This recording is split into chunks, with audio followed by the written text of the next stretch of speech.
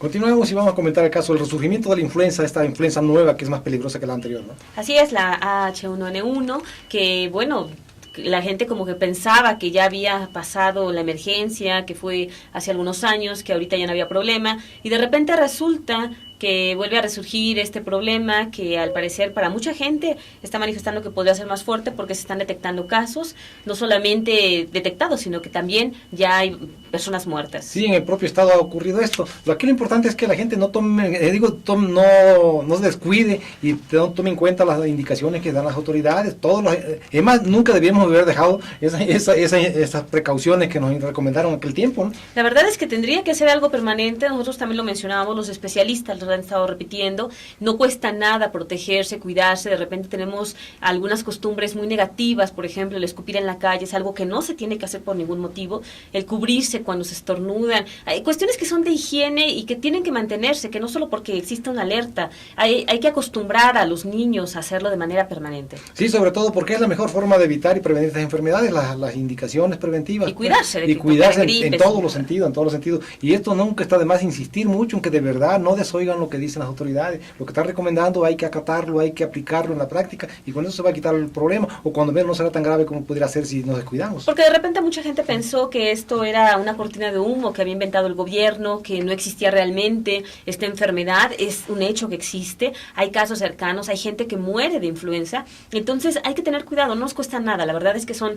medidas de higiene, medidas muy básicas que además nos ayudan principalmente a no enfermarnos también pues de otros males. Sí, es decir, no se trata de entrar en pánico, con serenidad, pero hay que cuidarse, hay que tomar las medidas necesarias y eso incluso aunque no exista esta influenza, ¿no? Todo el tiempo debemos hacerlo permanentemente como un hábito ya de por vida, ¿no? Pues claro, porque los virus finalmente pues se van modificando y cada vez son más fuertes, entonces hay que tener mucho cuidado, hay que fomentar en los niños también esa educación. Y cuidar a los niños sobre todo, desde luego, ¿no? Así es. Y también queremos referirnos a esta medida que tomó el gobierno del Distrito Federal de reducir la dotación, ya no como ocurría con agua cada determinado tiempo, en fin de semana, sino que ya permanentemente el 7% del agua que recibe el Cuzamal. Así es, la verdad es que el Distrito Federal está previendo que, bueno, como vienen sequías, vienen evidentemente todas estas situaciones climatológicas que son difíciles y que evitan que las presas estén llenas, que exista suficiente abasto de agua, además de que todos sabemos que el agua pues cada vez hay menos. Está tomando previsiones para disminuir la dotación que se da pues a las familias, y es algo que el Estado de México está rechazando hacer, pero pues me parece que tendría que preverse, porque ellos dicen que mientras no haya una situación de emergencia no lo van a hacer. No, yo creo que no hay que esperar a que llegue la emergencia. Claro. Si se puede ir dosificando para evitar problemas mayores, precisamente para que no haya emergencia, pues deben de hacerlo. El gobierno de Distrito Federal está reduciendo como menos de 700 litros por segundo, pero esa, a pesar de que no es ni siquiera un metro cúbico por segundo, representa una dotación como para 500 o 600 mil personas. En esa magnitud se va a reducir la dotación a lo que ya tienen, pero deben de hacerlo, pero además deben tomar medidas para que esta cuestión de la escasez de agua en las presas no se dé, lo que estamos hablando siempre, una solución de fondo, que vuelvan a reforestar.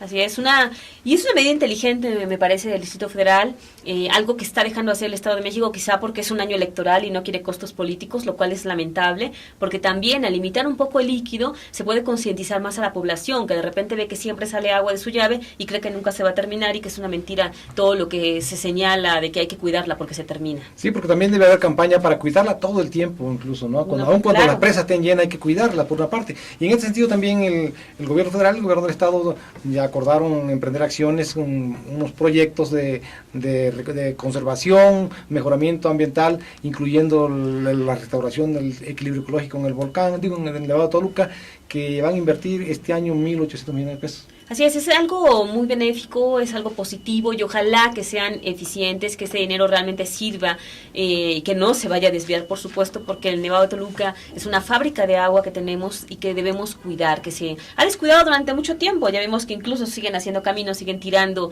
árboles, lo cual no se puede permitir, se tiene que cuidar por todas partes. Sí, incluso en la laguna ya desapareció uno de los glaciares que duró millones de años y de buenas a primeras desaparece precisamente por el cambio de clima tan radical, por la deforestación malversación terrible que se está dando y se sigue dando. Y tú tienes razón, efectivamente, esos recursos bien empleados, que no se desvíen y que no lo consuma también la burocracia, porque a veces no solamente se va por cuestiones de corrupción, sino también el gasto enorme que se emplea para aplicarlo, pues consume gran parte, y eso debe llegar íntegro. Sí, es muy positivo que se invierta en medio ambiente, porque muchas veces los gobiernos lo dejan en segundo o tercer plano. Esta es una buena noticia para todos. Ojalá que exista eficacia en la aplicación del recurso, y también que todos pongamos nuestro granito de arena de cuidar el medio ambiente, de cuidar el nevado. Cuando a veces hay nieve, pues mucha gente va al nevado, y lo peor de todo es que deja como basurero. Hay que tener mucho cuidado y pensar que de ahí viene el agua, la mayoría del agua que tenemos. Entonces no se puede descuidar, no se debe contaminar. Sí, y también queremos comentar lo que anunciamos el otro día, era la cuestión de las presiones que estaban sufriendo los encargados de ver las cuestiones de telecomunicaciones y también de competencia económica, y estamos viendo que definitivamente aplazaron en forma casi indefinida la licitación de una tercera y cuarta cadena nacional de televisión abierta. Así es, algo que se esperaba para saber finalmente si pues duopolio iba a poder seguir participando o se iba a dar chance a una nueva empresa. La verdad es que parece que las autoridades no se quieren meter en problemas, y hay un aplazamiento que pues no dice nada, simplemente nos quedamos igual que antes. Y ahí por ahí hay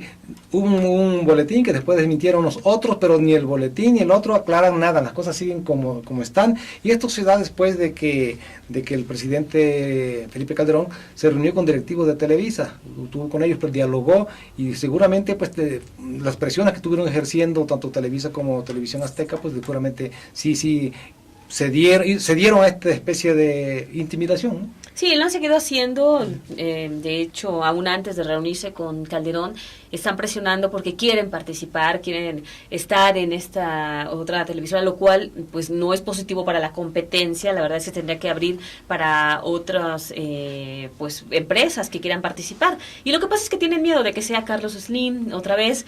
Ellos han denunciado que tiene un monopolio en Telmex, pero bueno, ellos no aceptan tener un monopolio también en la televisión. Entonces, pues bueno.